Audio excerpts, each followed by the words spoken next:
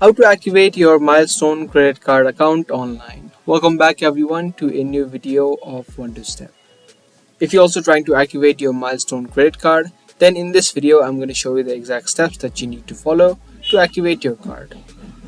So if this video sounds helpful to you, then make sure you watch it until the end and let's get right into the video. First of all, you need to open up your web browser and then search for milestone.myfinanceservice.com. Once you hit search, it's going to take you to the website of Milestone, where first you need to log into your account. So in order to activate your card, you must have an online account of Milestone. If you don't yet have the online account, you need to click on a registered account on the bottom and then follow the steps to create an online account. If you do have it, you can firstly type in your username in the first box and then type in the password in the second box and then click on login. Once you're logged into the online account of Milestone, you'll be able to successfully activate your card.